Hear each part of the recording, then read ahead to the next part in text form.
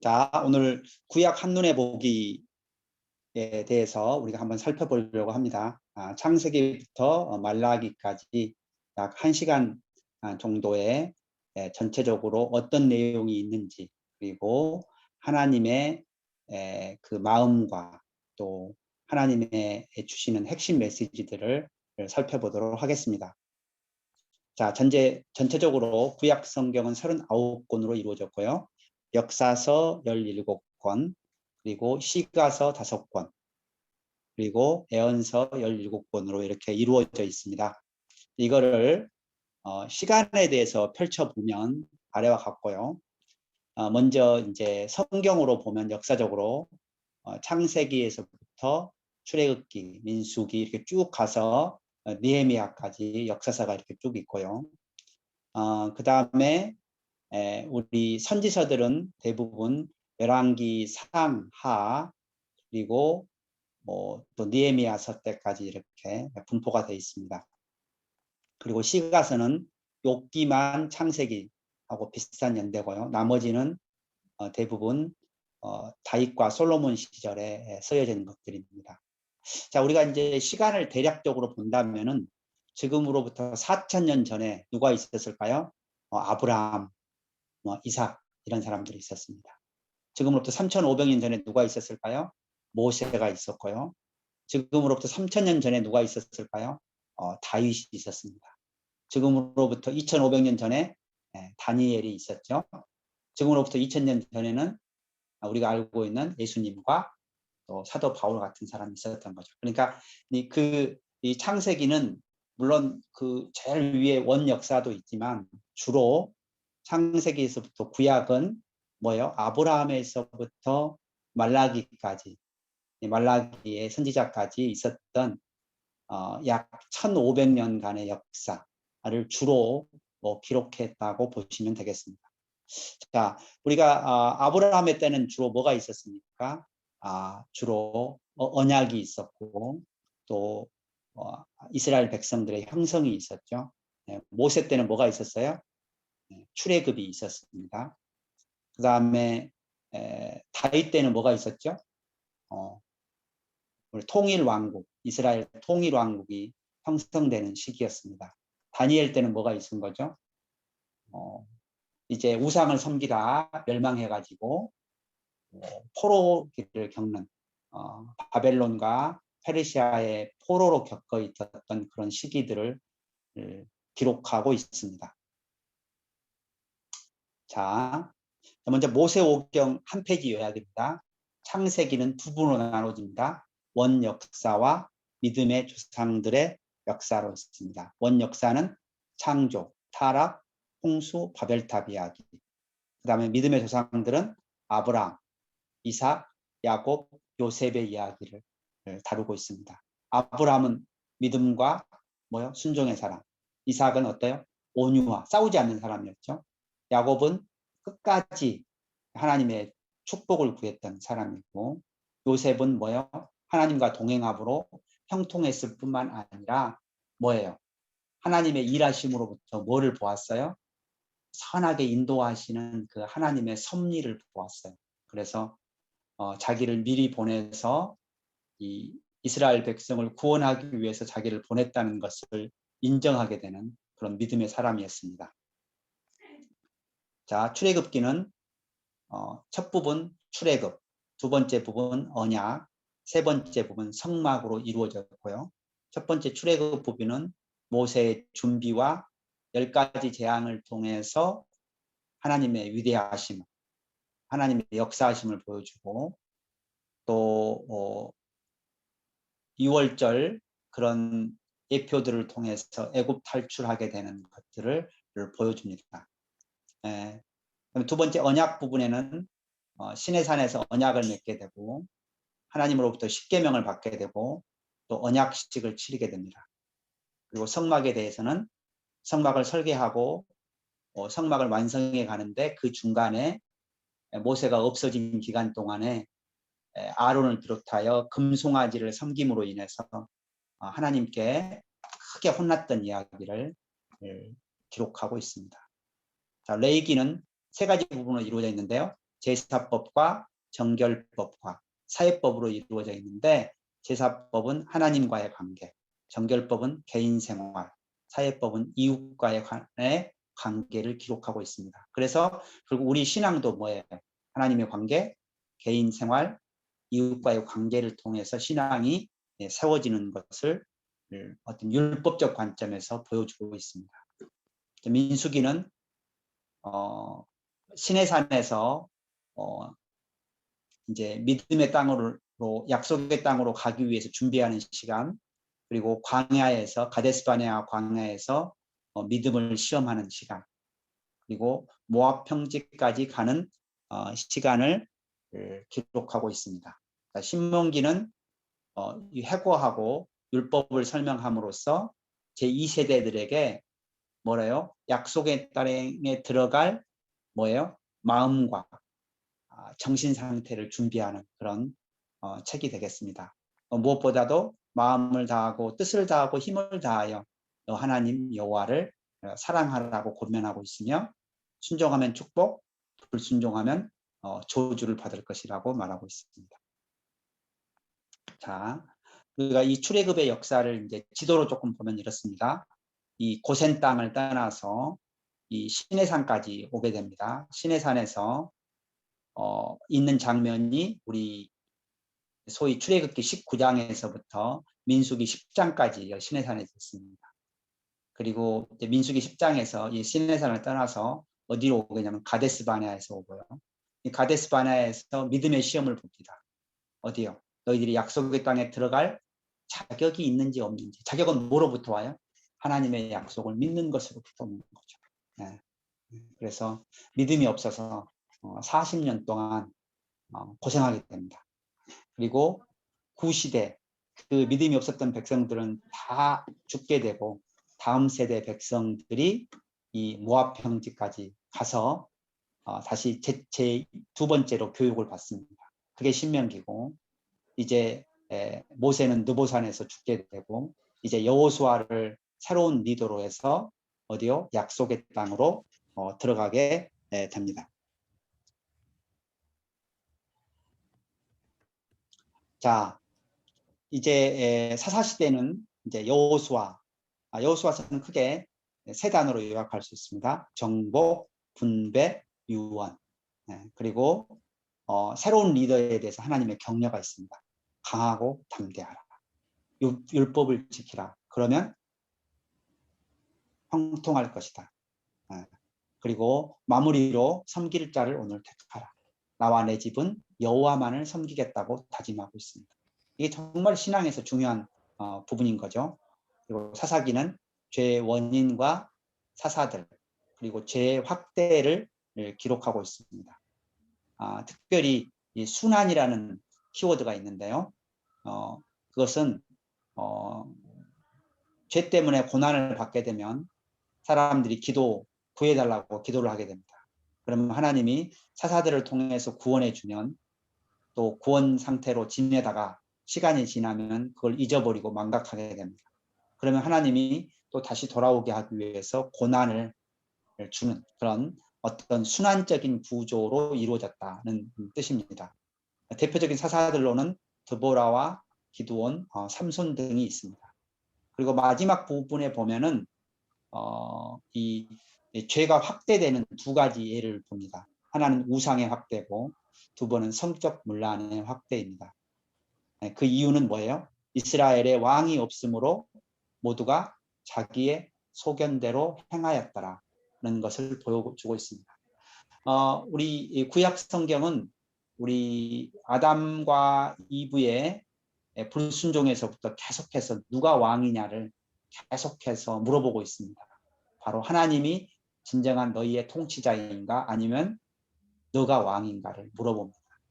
결국 여기도 자기 자신이 왕이고, 물질이 왕이고, 우상이 왕이고, 욕망이 왕일 때 고난을 받고 있고, 하나님이 주시는 축복을 누릴 수 없다는 것을 극명하게 보여주고 있습니다. 자, 룻기는 다윗 조상들이 율법대로 행한 사랑 이야기를 보여주고 있습니다. 이 안에 우리 사랑의 여러 가지 요소들, 배려, 또 하나님을 경외하는 것, 이런 것들을 잘 보여주고 있는 아름다운 단편 소설과 같습니다. 자, 12지파의 분배가 있는데요. 12지파의 분배의 방식은 뭐였어요? 바로 제비뽑기였습니다. 이제 아마 땅 중에 좋은 것도 있었고 좀 나쁜 것도 있었겠죠. 그러나 하나님의 주권을 인정하게 하고 이 갈등을 멈추게 하는 것이 바로 제비뽑기입니다. 그래서 남쪽에는 유다와 베냐민 지파가 있고, 나중에 유다와 베냐민 지파가 남유다를 이루게 되고, 북쪽은 이제 북이스라엘을 이루게 됩니다. 그리고 블레셋 지파가 여기 왼쪽에 있고요. 이 단지파는 원래 블레셋 이쪽에 있었는데, 우리가 이 사사기 17장, 18장을 보면은 단지파가 이동을 하게 됩니다. 요 납달리 지파 위쪽으로 가게 됩니다. 자, 통일왕국 시대 역사서입니다. 사무엘상 3개 키워드로 이루어져 있습니다. 사무엘, 사울, 다윗의 청년기. 사무엘은 어땠어요? 말씀하옵소서 종이 듣겠나이다. 겸손했고 순종의 사람이었죠. 사울은 어땠습니까? 처음에는 겸손했지만 교만해서 불순종이 됐습니다. 이 교만과 불순종은 착 연결되어 있습니다. 교만이 쌓이면 불순종하게 돼요. 겸손하면 은혜를 받습니다. 그래서 하나님이 그래요. 순종이 대사보다 낫다. 다윗은 항상 그의 마음의 중심에 누가 있었어요? 하나님이 있었어요. 전쟁하러 갈 때도 하나님으로 이름으로 내가 나아가고, 그리고 그는 도망자 신세일 때도 항상 하나님을 찾았습니다. 자, 사무엘하는 2가지 키워드가 있습니다. 다윗의 승리와 다윗의 고난. 앞부분에는 그가 하나님이 함께 하심으로 말미암아 승리하는 것을 보여주고, 후반부는 그의 죄로 말미암아 고난을 겪는 것을 보여주고 있습니다. 승리는 적의 죽음에도 애통할 줄 알고, 또 다른 사람들에게 관대하고, 또 12지파를 아우르는 통합의 리더십을 보여주고 있습니다. 그래서 이 사무엘하 5장 1절을 보면은 12지파의 장로들이 모여서 뭐예요? 그 나라를 다윗에게 바칩니다. 그러면서 뭐라 그래요? 우리가 한 혈육이 아닙니까? 그래서 평화적으로 12지파가 통일되는 그런 역사를 보게 됩니다. 자, 죄를 통해서 고난이 시작됩니다. 그렇죠? 밧세바를 범하게 되고 우리야 충성스러운 자기 부하를 죽이게 됩니다. 그러나 중요한 것은 뭐예요? 그가 회개했습니다. 회개는 했지만 또 그의 고난은 거기서 끝나지 않았습니다. 압살롬이 반란을 일으켰고, 그런 가운데도 시므이가 자기를 비난하고 조롱할 때도 그는 이 모든 것을 하나님이 시켰다고 말을 하고 있고, 하나님 중심으로 모든 걸 바라보는 그런 것들이 있습니다. 아마 그랬기 때문에 하나님께서 이 다윗에게 내 마음에 합한 자라 이런 칭호를 주신 것 같습니다. 그 다음에 열왕기상은 솔로몬의 승리, 분열, 아합, 엘리야를 보여주고 있습니다. 솔로몬도 처음에는 듣는 마음을 주시옵소서. 그래서 하나님이 지혜와 이 세상에 영화를 주시죠. 그러나 그가 많은 아내를 두었고 그 아내들 중에 일부가 우상을 섬기기를 원했고, 그래서 이 이스라엘이 우상이 퍼지게 되는 그런 원인 제공을 한 사람이 되었습니다. 사실 성경에 보면 하나님이 2번이나 솔로몬에게 나타나서 경고했다고 해요. 그러나 솔로몬이 그것을 듣지 않았습니다. 자, 그리고 BC 931년에 이 왕국은 분열이 되고, 그 다음에 이제 분열해서 이 북이스라엘은 정말 우상으로 뒤덮였어요. 그래서 하나님이 아합 왕 때 엘리야를 보내게 됩니다. 엘리야는 여러 가지 방식으로 경고를 주죠. 3년 가뭄을 일으키고 갈멜산에 올라가서 이 제사장들, 바알 제사장들과 아세라 제사장들과 한판에 1대 850의 전 영적 전쟁을 하게 됩니다. 거기에서 승리했지만 뭐요? 사람들이 회개하고 하나님께 돌아오지 않았어요. 왕이 회개하고 하나님께 돌아오지 않았어요. 오히려 엘리야를 죽이려고 합니다. 그래서 엘리야가 도망가죠. 그래서 호렙산까지 가게 됩니다. 거기서 탄식하죠. 나밖에 없다고. 그럴 때 하나님이 뭐라 그래요? 내가 바알에 무릎 꿇지 않는 자 7,000명을 남겨두었다라고 말씀하십니다. 자, 그리고 열왕기하는 세 가지 키워드로 되어 있습니다. 엘리사 이야기 전반부, 중반부는 이스라엘 멸망 이야기, 하반부는 남유다의 멸망 이야기가 있습니다. 남유다의 멸망도 세 차례에 걸쳐서 쳐들어오게 되죠. 1차 포로 누가 잡혀갑니까? 다니엘이 잡혀갑니다. 2차 포로 누가 잡혀갑니까? 에스겔이 잡혀갑니다. 3차 포로 이제 시드기야하고 여러 사람들이 잡혀가게 되죠. 그래서 그 남유다의 멸망기를 기록하고 있습니다. 자, 이제 아까 남유다와 북이스라엘이 나누어지는 걸 보여주고 있고요. 이 블레셋은 아까 우리가 이 다윗 때 그리고 다윗 이전의 삼손 때부터 이미 지속적으로 남유다를 괴롭혔던 그리고 이스라엘을 괴롭혔던 그런 이방 민족이 되겠습니다. 자, 사무엘하하고 역대상을 비교해 보면 사무엘과 열왕기는 연대기적이고 예언자적이고 남유다와 북이스라엘을 다 기록하고 있고 왕권을 강조하고 있고 또 하나님을 잘 믿어서 잘했던 것들, 못했던 것들을 아주 애누리 없이 아주 강하게 이야기하고 있습니다. 그런 것에 반해서 역대기는 주로 통계적이죠. 이 족보를 주로 기록했고 이 아담에서부터 족보 정리를 했고 주로 다윗과 솔로몬 시기를 자세히 기록했으며 또 성전 준비하고 성전에서 예배를 어떻게 드렸는지를 또 자세히 기록하고 있고 또 잘못한 이야기들은 조금 빼고 잘한 이야기들 위주로 기록하고 있습니다. 특별히 저기 역대하 같은 걸 보면은 그 왕들이 처음엔 잘하다가 어떻게 해서 잘못되게 됐는가를 잘 보여주고 있어요. 그래서 우리가 신앙생활은 지금 가지고 말할 수 없다. 끝까지 잘해야 한다는 것을 보여주는 성경이 바로 역대기라고 저는 생각이 됩니다. 자, 포로 후의 역사서를 보면 포로 후의 역사서는 에스라 1차 포로 귀환 및 성전 재건 1장부터 6장까지입니다. 그리고 2차 포로 귀환 7장부터 10장까지입니다. 1차와 2차 6장과 7장 사이에 약 60년의 공백이 있습니다. 이때 쓰여진 것이 에스더서가 되겠습니다. 자, 1차 포로 귀환은 리더가 수룹바벨하고 예수왔고 처음에 이제 기초를 세우고 나서 반대가 있었습니다.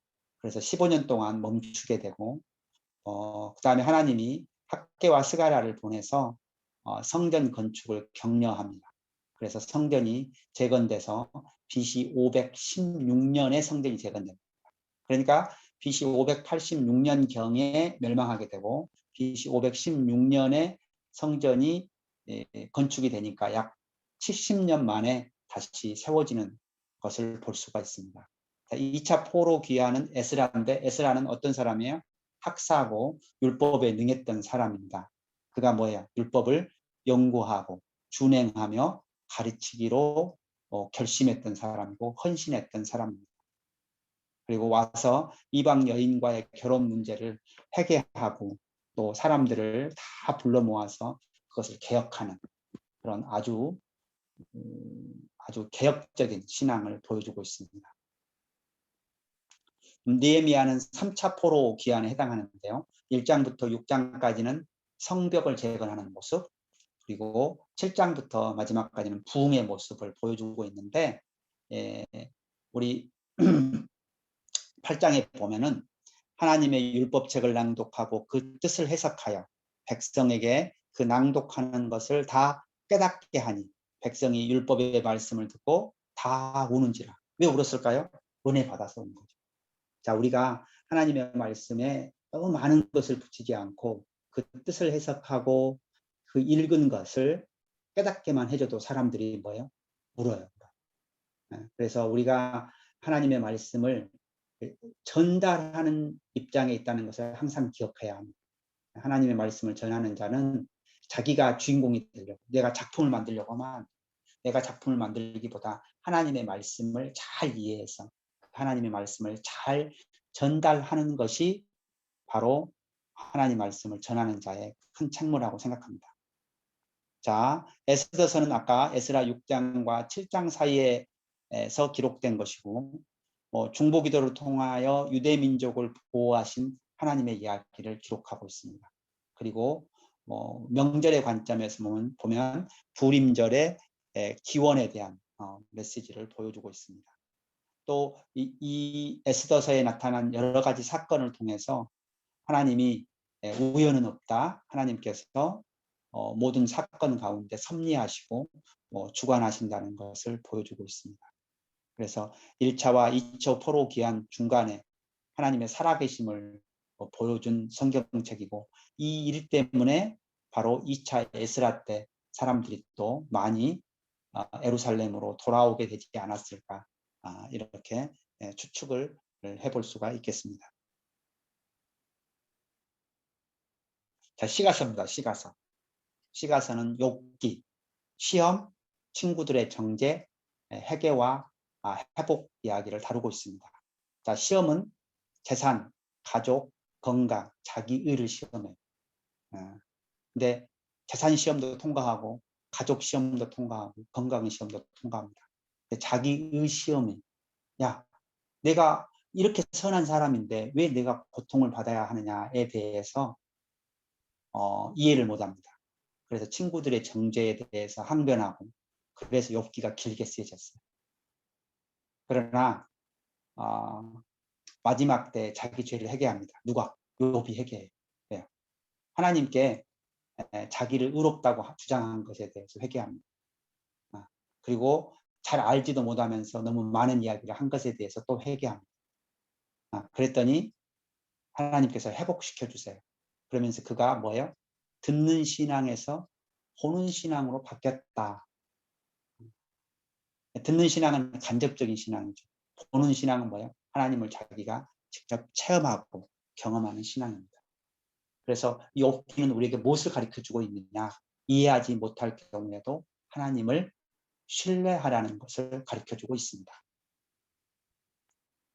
자, 시편은 믿음의 사람들, 보면 다윗과 아삽과 솔로몬 등의 찬양과 기도를 보여주고 있습니다. 그래서 여러분 중에 혹시 막 찬양이 안 된다, 기도가 안 된다, 우울증에 빠져 있다, 어떻게 회복해야 될지 모르겠다, 그러면 제가 5일 프로젝트를 드릴 수 있어요. 5일 프로젝트. 하루에 시편 30편씩 읽으면 5일이면 다 읽을 수 있습니다. 조금 읽으면 치료가 늦어요. 그래서 하루에 30편 정도를 정말 병원에 간다고 생각하고 읽으시면 여러분 우리 육과 혼과 영이 다시 살아나는 그런 은혜를 경험할 것을 저는 믿습니다.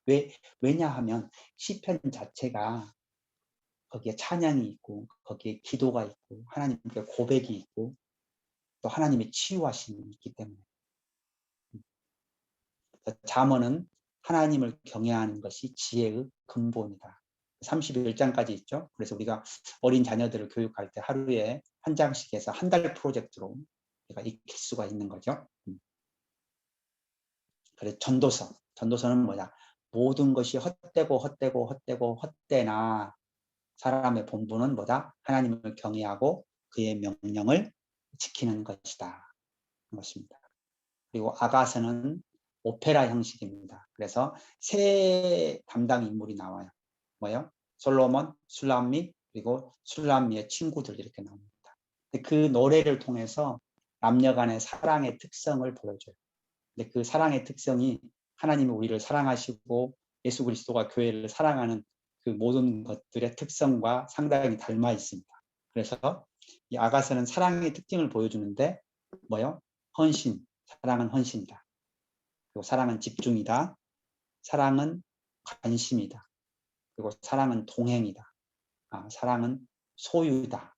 이런 것들을 보여주고 있습니다. 자, 이제 선지서로 넘어갑니다. 선지서. 선지서에는 이 그림이 가장 중요하다고 했죠. 네. 선지서 17권을 먼저 우리가 시간과 공간으로 펼치면 아래와 같습니다. 먼저 시간을 가로축이 시간이라고 보시고요. 세로축을 공간으로 보시면 됩니다. 그래서 우리가 어떤 순서대로 봤냐면 먼저 호세아, 아모스, 북이스라엘 선지서를 봤습니다. 그 다음에 주변 국가들 오바댜, 요나, 나움. 오바댜는 에돔 족속이죠. 에서의 후손들. 요나하고 나움은 니누에, 아수르의 수도에 전했던 메시지고, 그 다음에 이제 나머지는 다 유다죠. 그러면 이렇게 유다는 유다 전기, 요엘, 이사야, 미가. 스바냐, 하박국, 에레미야는 에레미야, 애가까지 유다 후기. 그리고 에스겔, 다니엘은 포로기. 학개, 스가랴, 말라기는 포로 갔다 온 다음. 이렇게 보시면은 이제 이 글이 쓰여진 역사적 배경을 알 수 있고 왜 이런 메시지가 이때 쓰여졌는가에 대해서도 우리가 이해할 수 있습니다. 그래서 이 그림을 꼭 잊어버리지 마시고 성경을 읽을 때 혹시 이 순서대로 읽는 것이 제가 경험하는 상당히 유용합니다.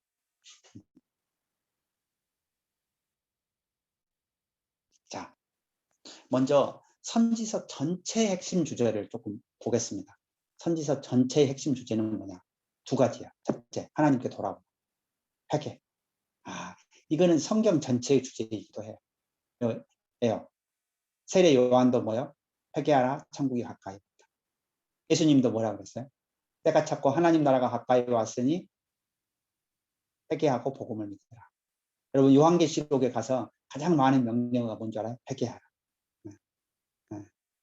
그리고 구약 성경에 곳곳에서 돌아오라, 하나님께 돌아오라, 회개하라, 옷을 찢지 말고 마음을 찢으라, 이런 표현들이 계속 있죠. 왜요? 우리 신앙의 본질이 바로 하나님께 돌아오는 것이기 때문에. 그 다음에 두 번째는 신약에 대한 애언이 또 하나의 중심 주제입니다.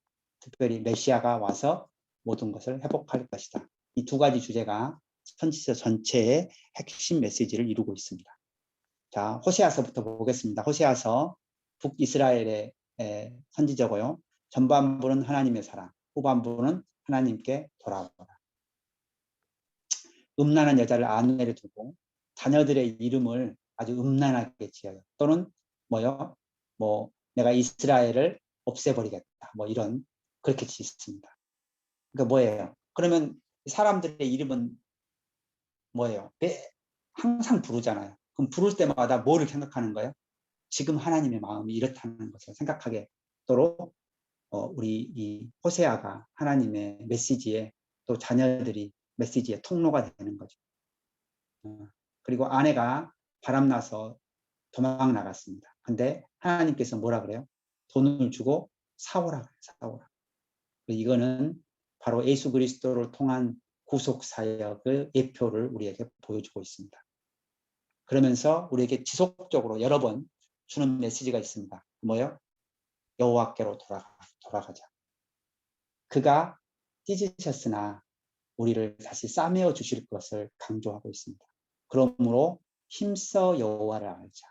힘써 여호와를 알자. 그래서 하나님께서는 제사를 원하지 않고 인애를 원하신다고 말씀하고 있습니다. 또 아모스서는 뭐라요? 그 사람들이 자기들이 최고로 생각하는 있어요. 제사. 하나님께 드리는 제사. 근데 하나님께 제사를 드리는데 삶은 하나님의 공의는 다 어디로 던져버리는 거예요. 그래서 하나님이 그래요. 제사보다 공의를 이 세상 가운데 실천하는 것이 더 중요하다는 것을 말씀하고 있습니다. 자, 이방선지서입니다. 이방선지서. 오바댜는 에돔 족속이라고 했죠. 근데 그 당시 에돔 족속이 페트라라고 불리우는 바이 요새에서 노략질하고 강도질하면서 악한 짓을 골라서 하고 있었어요. 하나님이 화가 나셨어요. 내가 너희를 멸망시키겠다. 뭐예요? 하늘 끝까지 올라가서라도 멸망시키겠다는 것이 오바댜서의 메시지예요. 그래서 오바댜서의 핵심 메시지를 짧게 하면 뭐예요? 교만하면 망한다. 그러니까 구약 성경은 뭐예요? 우상을 섬기면 망한다. 교만하면 망한다. 마음이 없이 형식으로 섬기면 망한다. 이런 것들을 보여주는 거죠. 요나서는 4장까지 있는데 제가 각 장의 제목을 간단하게 지어봤어요. 불순종, 기도, 반순종, 교리. 자, 불순종했죠. 하나님이 뭐를 예비하셨어요? 물고기를 예비하셨어요. 물고기 안에서 뭐 합니까? 기도했어요. 근데 완전히 회개하지 않았어요. 그래서 반순종합니다. 왜? 그 니느웨가 사흘길이에요. 근데 하루만 가서 됐죠. 근데 사람들이 회개해버린 거예요. 회개. 근데 그 마음속에 요나가 니느웨를 미워했기 때문에 언덕배기에 올라가서 니느웨가 망했으면 좋겠다는 마음으로 쳐다보고 있었어요. 근데 하나님이 요나를 교육을 시키는 거죠. 뭐를 가지고? 박넝쿨을 가지고 박넝쿨. 왜냐하면 나에게 이익을 주는 그 하찮은 박넝쿨은 너무 소중하지만 나에게 이익을 별로 안 주고 우리나라를 괴롭히는 이 니느웨의 12만 명은 너무나도 괘씸한 존재인 거죠. 그러나 하나님은 이야기를 하십니다. 하나님은 이 사리를 분별하지 못하는 이 니느웨 사람들과 짐승까지도 사랑하신다는 것을 보여줍니다. 그리고 신의 산 언약, 너희가 이 계명을 지켜서 내 소유가 되고 제사장 나라가 되어야 한다는 그 신의 산 언약을 잊어버리고 있었던 거예요. 제사장 나라라는 것은 뭐예요? 자기가 거룩할 뿐만 아니라 다른 나라들을 뭐로? 하나님께로 인도하는 역할을 하는 것이죠. 네. 그래서 하나님께서 이방인에게도 관심을 가지고 있고 이방인을 구원하시기를 원하신다는 것을 보여주는 선교적으로도 굉장히 중요한 성경이 되겠습니다. 그래서 영적 이기주의에 빠져있는 요나 선지자를 하나님께서 회개시키고 교육시킨 책이다, 이렇게 볼 수가 있겠습니다. 나훔서는 요나 선지자 이후 150년이 경과했는데 다시 교만해진 거예요. 그래서 이 교만해진 니느웨가 물로 멸망할 것을 애언한 것이 나훔서고, 이 애언대로 실제 니느웨는 물에 의해서 완전히 멸망해서 고고학적으로 연구를 해본 결과 이 니느웨 도시가 약 3m에서 6m의 모래로 덮였던 것을 알 수가 있습니다. 자, 유다 정기 선지서입니다. 이제 유다로 넘어왔습니다. 요엘서. 메뚜기 심판, 하나님께 순종하지 않음으로 인해서 메뚜기 심판을 하나님께서 내리시고 회개하라고 말해요. 뭐요? 옷만 찢지 말고 마음을 찢어 회개하면 하나님께서 자연을 회복시켜 주실 것이고 마지막 때 너희들에게 성령을 보내주실 것이다. 이 성령 강림의 예언은 뭐요? 사도행전 2장에서 성취되게 됩니다. 자, 미가서는 어느 날 미가가 하나님께 예배하러 올라가. 내가 지금 무엇을 드리면 하나님이 기뻐하실까? 그래서 자기가 생각했던 순양, 동백기름, 올리브유 이런 걸 생각하고 올라갑니다. 근데 하나님이 생각을 바꿔주세요. 하나님께서 내게 구하는 것이 있다. 그래서 정의를 행하고 인자를 사랑하며 겸손히 하나님과 함께하는 것을 내가 기뻐한다. 이렇게 말해요. 그리고 이 선지서 중에 유일하게 그리스도의 출생 장소가 베들레헴인 것을 알려주는 성경이 되겠습니다. 자, 이사야서는 크게 두 부로 나눠지는데 전반부는 심판, 그래서 구약 성경을 닮았습니다. 후반부는 위로, 또 신약 성경을 닮았죠. 그리고 메시아의 예언이 중심을 이루고 있습니다. 그래서 메시아 예언적 관점에서 쭉 보면 첫째 메시아는 임마누엘이다. 하나님이 우리와 함께 하신 거다. 그리고 이방의 갈릴리를 영화롭게 하신다. 그리고 그는 평강의 왕이죠. 샬롬이죠. 그리고 여호와의 영이 그에게 임하여 사역하시고 또 이방의 정의를 베풀고, 그러나 그가 고난을 받는데 그 고난을 받는 이유는 우리 모두 죄악을 담당하기 때문이다.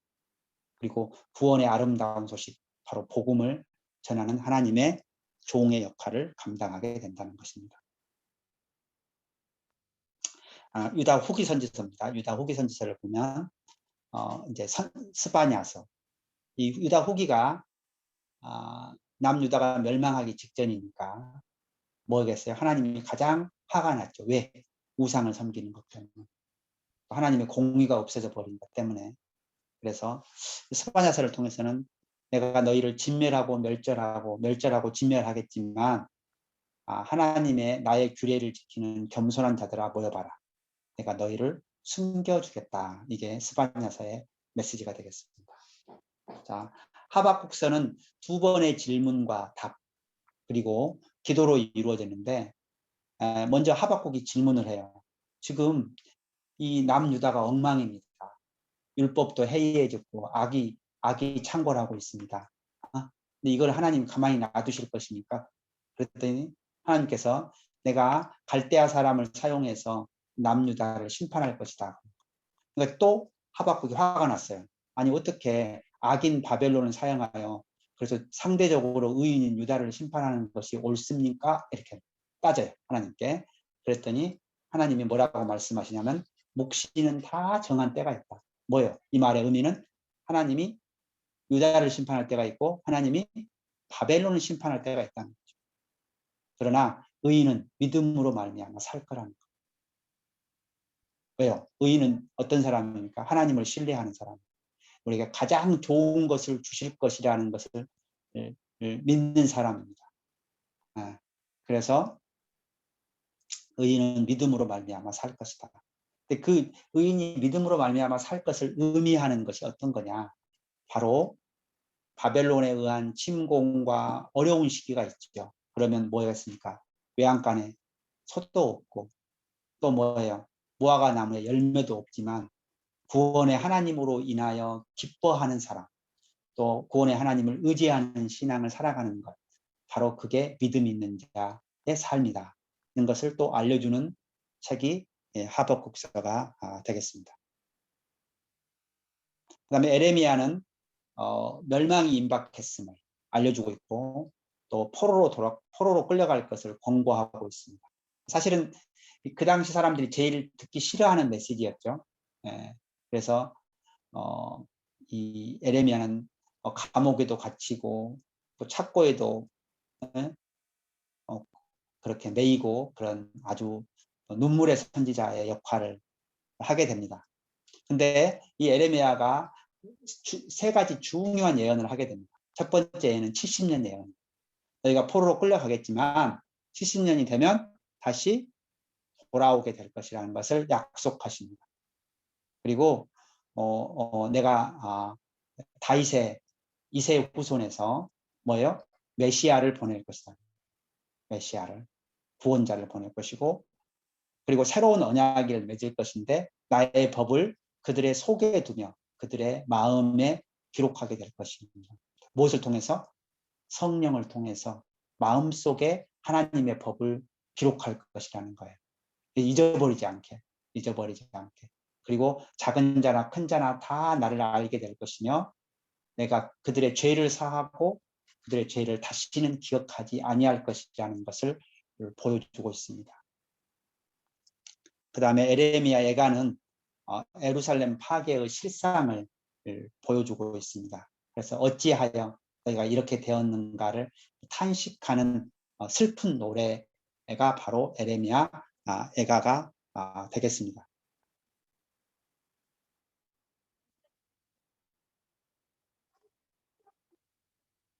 자, 그 다음에 이제 포로기 선지서입니다. 포로기 선지서는 에스겔. 에스겔서에는 크게 세 부분으로 나눠지는데요. 심판의 예언, 그리고 회복 예언, 그리고 새 성전, 세 부분으로 이루어졌고 예루살렘 멸망이 33장에 있습니다. 그래서 33장 이전에는 아직 남유다가 멸망하지 않았을 때 그러므로 계속해서 심판이 임박했음을 알려주고 있습니다. 그러나 이제 예루살렘 멸망의 소식이 들린 다음에는 뭐요? 하나님께서 너희들을 회복할 것을 보여주고 있습니다. 자, 주로 설교를 어떻게 해요? 행동과 비유를 통해서 합니다. 행동을 통해서 하면 두루마기를 먹고 또 오른쪽으로 누워있고 왼쪽으로 누워있고 새똥을 먹으면 사람들한테 굉장히 인상적으로 들리겠죠? 보이겠죠? 그래서 그것들을 통해서 하나님의 메시지를 전하는 거예요. 그래서 그리고 회복의 메시지를 전합니다. 성령을 하나님께서 보내주실 건데, 성령을 보내주시면 뭐요? 너희들의 딱딱한 마음을 하나님께서 부드럽게 할 것이라. 그리고 마른 뼈다귀 환상을 보여줍니다. 여러분, 마른 뼈다귀 환상은 굉장히 중요한데요. 마른 뼈다귀는 아무런 사실 생명의 의미가 없죠. 그 마른 뼈다귀가 잘 맞아지고 거기에 살이 붙으면은 이제 윤곽이 나타나는 거죠. 거기에 생기가 붙으면 완전한 생명이 붙습니다. 마치 그와 같이 먼저 우리가 하나님의 말씀으로 잘 무장해야 합니다. 말씀을 전체적으로 지금 우리가 보는 것처럼 이렇게 성경 통독하는 것처럼 이렇게 통으로 보는, 큰 역사적 흐름 가운데서 보는 이런 관점과 또 주제별로 보는 관점, 뭐 이런 것들을 통합함으로 인해서 말씀으로 우리가 충만해지는 것.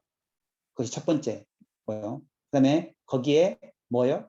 성령으로 충만해지면 우리가 하나님의 군대가 됩니다. 하나님이 쓰시는 군대가 됩니다. 그래서 저는 비유를 들자면 마치 이 신앙생활은 캠프파이어 같은데, 캠프파이어에는 뭐가 필요해요? 마른 나무와 휘발유가 필요합니다. 그렇죠? 그래서 나무는 마치 말씀 같고 휘발유는 성령 같아요. 그런데 나무와 휘발유가 결합됐을 때 캠프파이어가 화려하고 또 캠프파이어가 의미가 있는 것처럼, 우리가 말씀 충만하고 성령 충만할 때 하나님이 우리를 위해서 예비하신 사역들을 잘 감당할 수 있음을 저는 믿습니다. 아멘. 네. 그리고 새 성전은 특징이 어때요? 휘장이 없고 진설병 상이 없고 등대가 없고 언약궤가 없어요. 그래서 이게 참 해석이 쉽지 않는데, 아마도 이것은 예수 그리스도를 통해서 이루어진 신약시대 우리 마음속에 이루어진 성전의 모습을 형상화한 것이 아닌가, 이렇게 추측을 해봅니다. 자, 다니엘서는 두 가지 부분으로 이루어져 있습니다. 전반부 역사 속에서 일하시는 하나님, 그리고 후반부 예언하시는 하나님을 보여줍니다. 특별히 이방의 왕들, 여기 보면은 느부갓네살 왕, 벨사살 왕, 다리오 왕, 이 고레스 왕들을 통해서 여호와 하나님이 진정한 하나님임을 교육하고 있어요. 그리고 이 교육 이후에 이스라엘 역사의 우상이 사라지게 됩니다. 그리고 바벨론, 페르시아, 그리스, 로마에 대한 구체적인 예언을 하게 됩니다. 그래서 하나님이 역사의 주관자이시고 또 역사를 통해서 우리의 살아계심을 보여주고 구원자이심을 보여주는 거죠. 또 다니엘서 9장을 보면은 에레미야서 70년의 예언이 성취됨을 보고 그 말씀을 붙들고 약속을 붙들고 기도하는 다니엘의 모습을 보여줍니다. 자, 이 포로 후 선지서, 포로 후 선지서는 학개와 스가랴가 있습니다. 학개, 스가랴는 에스라 5장의 배경 있는데 주제가 비슷합니다. 성전 재건을 권면하고 리더를 세워주시는 이야기를 보여주고 있습니다. 거기에 덧붙여서 스가랴서는 메시아가 오게 될 건데, 그 메시아가 나귀 새끼를 타고 올 것이다. 그리고 은 30냥에 팔리게 될 것을 보여주고 있습니다. 그리고 이제 말라기는 마지막 성경이죠. 마지막 구약 성경의 마지막 성경인데 좀 전체를 결산하는 거예요. 하나님께서 그래요. 내가 너희를 사랑하였노라. 백성의 대답이 뭐였을까요? 어떻게 우리를 사랑하였나. 그래서 이 구약의 마지막이 참 어렵게 끝나는 거죠. 그렇죠. 그래서 하나님이 아마 고민하시지 않았을까. 어떻게 해야 이 이스라엘 백성들의 사랑하는 것을 보여줄 수 있을까. 아마 그 결과물이 아마 메시아가 이 땅에 오셔서 십자가를 지시는 것이 아니었을까. 이렇게 생각을 해볼 수 있는 거죠. 그리고 레위 언약이 뭐예요? 깨뜨려졌다고 말을 합니다. 레위 언약이 깨뜨려졌다. 그래서 이제 새로운 언약의 사자가 오게 됩니다. 새로운 언약의 사자는 예수 그리스도고, 그 새로운 언약의 사자를 준비하는, 주의 길을 준비하는 자 엘리야가 오게 될 것을 말합니다. 근데 이 또 말라기에서 말하는 중심 주제 중에 하나는 사람들이 우상은 안 섬기는데 이제 신앙을 건성으로 하는 것, 형식주의로. 그래서 뭐예요? 11조도 제대로 안 하고 또 그들이 뭐예요? 눈먼 생선을 가서 하나님께 바치고 그래서 하나님이 화가 나셨어요. 화가. 야야 눈먼 생선 너희 총독들에 바쳐봐라. 그럼 총독이 가만히 있는가? 너가 11조를 제대로 해봐라. 그러면 내가 너희에게 복을 안 붙나 봐라. 그래서 정말 우리가 이 구약 성경을 통해서 조심해야 될 것 몇 가지가 있는데 첫째 뭐요? 우상을 섬기면 망한다. 둘째 교만하면 망한다. 형식적으로 섬기면 망한다. 이게 구약 성경에서 우리를 보면서 얻을 수 있는 굉장히 중요한 교훈이 되겠습니다.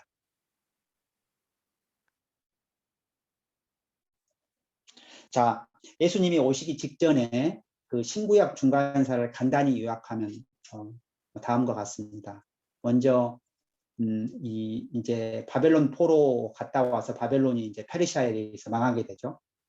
그리고 그 페르시아 제국 때 3차에 걸쳐서 포로 기한이 일어나게 됩니다. 아까 우리 역사서에서 잠깐 다뤘죠. 1차 포로 기한 스룹바벨하고 예수와 2차 포로 기한 에스라, 3차 포로 기한 니헤미야 이렇게 이루어졌죠.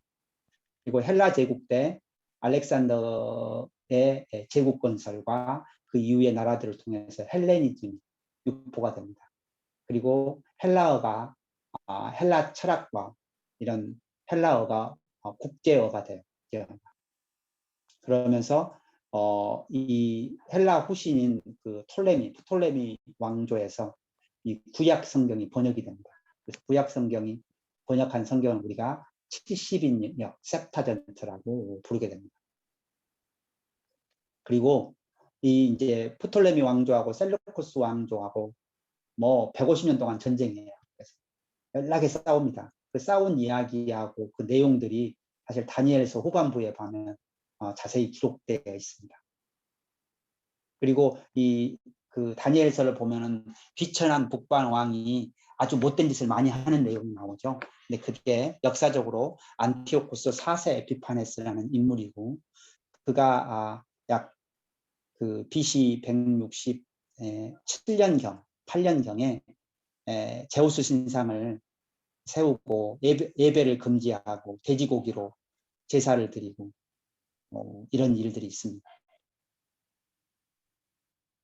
그러면서 이제 마키비 형제가 혁명을 일으키죠. 전쟁을 일으켜서 반대하게 되고 또 갑자기 또 에피파네스가 죽게 되면서 하스몬 왕조가 세워져서 약 100년 동안은 그래도 독립된 왕국을 건설하게 됩니다. 근데 그때 그 회복을 기념하는 명절이 있는데 그걸 우리가 한우카, 수전절, 봉헌절, Feast of Dedication 이렇게 부르게 됩니다. 그래서 여러분이 이제 그 요한복음 10장을 보면은 수전절이 가까운지라 이런 표현이 있어요. 그러니까 이제 그런 것들이 이미 그 말라기하고 예수님 오시는 그 중간에서 형성되는 그 새로운 명절이 된 거죠. 그리고 예수님 오시기 한 60년 전에 로마가 세워지고 또 로마가 제국이 되고 행정을 통일하고 또 도로망을 만들게 됩니다. 근데 이 행정 통일과 도로망은 굉장히 중요한 게 이런 덕분에 사도 바울을 비롯한 많은 제자들이 이 로마 제국 안에서 복음을 전하는데 장애물이 많이 없었습니다. 특별히 또 바울은 로마 시민권이 있었기 때문에 자기가 가는 곳에서 제한을 받지 않고 복음을 전할 수 있는 그런 또 역사적인 배경을 제공하는 것이 또 로마 제국이 아닌가 그렇습니다. 그리고 예수님은 이제 약 BC 4년에서부터 AD 30년까지 활동하게 됩니다. 자, 오늘 우리가 구약 역사서를 봤는데 이거를 한 페이지로 하나님 나라 관점에서 좀 요약을 해보겠습니다. 자, 하나님 나라, 하나님께서 하나님을 닮게 우리 인간을 창조했다 그러죠. 우리 인간이 그걸 창조의 그 원형을 보여주는 것이 창세기 1장, 2장입니다. 그리고 하나님 나라로부터 떨어져서 타락하는 것을 보여주는 것이 창세기 3장이고요. 그 이후부터 이제 하나님께서 인간에게 기회를 여러 번 주었다가 그게 안 되니까 하나님 나라를 모형으로 세우기 시작하십니다. 그게 이제 소위 창세기 12장부터 시작되는 거죠. 먼저 국민을 세우죠. 가나안 땅과 출애굽기를 통해서, 창세기와 출애굽기를 통해서 소위 히브리 민족을 국민으로 삼습니다. 그 다음에 율법을 줍니다. 출애굽기 19장부터 레위기까지 해서 이 국민들이 지켜야 할 가장 기본적인 내용의 지침을 주는 거죠. 그리고 국토를 확보합니다. 여호수아서를 통해서 가나안 땅을 차지하게 되고요. 그리고 왕으로서는 다윗을 메시아의 모형으로 줍니다. 그리고 그 10계명의 첫 번째, 두 번째, 세 번째가 뭐하고 관계되는가요? 우상을 섬기지 말고 뭐예요? 하나님만을 섬기는 거였죠. 근데 이 모형의 승리와 실패의 역사를 기록하는 것이 역사서입니다. 그리고 정말 하나님의 심판과 메시아의 예언, 특별히 이제 우상을 섬겨서 하나님이 속이 너무 상할 때 하나님이 직접 선지자들을 보내서 예언하고 훈계하고, 또 그러나 그걸로 끝나지 않고 다시 오실 메시아가 있다는 것을 알려주는 그 성경이 바로 예언서가 되겠습니다. 그래서 이 창세기부터 말라기까지는 하나님께서 어떻게 이스라엘 백성을 사랑하셨는가, 그리고 또 그 사랑으로부터 이스라엘 백성들이 어떻게 반응하였는가, 그리고 가장 조심해야 될 것 세 가지 아까 말했죠. 우상 섬기는 것, 그다음 교만한 것, 그다음 형식적인 신앙들을 하나님이 싫어하시는 것을 명백히 보여주시고, 그 와중에서도 하나님께서 너희들을 사랑하셔서 이 이방 민족까지 다 구원할 메시아, 바로 예수 그리스도를 보내실 것이라는 것을 여러 선지서와 또 여러 우리 역사서 안에서 예언하시는 것이 바로 우리 구약 성경이 되겠습니다. 자, 우리 함께 기도하시겠습니다. 하나님 아버지 감사합니다. 오늘 우리가 이 짧은 시간에 구약 성경 전체를 살펴보았습니다. 하나님이 얼마나 이스라엘 백성을 사랑하셨고 또 역사의 주관자임을 또한 보이셨으나, 또 그럼에도 불구하고 많은 시기에 있어서 우상을 섬기고 교만하고 또 형식주의에 빠졌던 그런 이스라엘 백성들의 모습을 보게 됩니다. 또한 우리의 모습 속에서도 혹시 우리 안에 우상이 섬기는지 보게 하시고, 또 우리 안에 교만이 있다면 우리를 낮춰주시고 우리의 겸손의 마음을 넘치게 부어주시며, 우리가 형식주의 신앙이 있다면 그 형식주의를 버리고 마음을 다하고 뜻을 다하고 힘을 다하여 하나님을 사랑하고 이웃을 내 몸과 같이 사랑하며 항상 낮은 곳에서 하나님을 섬기고 또 이웃을 사랑하는 우리 될 수 있도록 주님 은혜를 베풀어 주시고, 우리가 매일매일 말씀과 기도와 회개를 통해서 또 주의 사랑과 복음을 전하는 귀한 하나님의 일꾼들, 충성된 하나님의 일꾼들이 될 수 있도록 주님 은혜를 베풀어 주시옵소서. 주님 감사합니다. 예수 그리스도의 이름으로 기도드립니다. 아멘.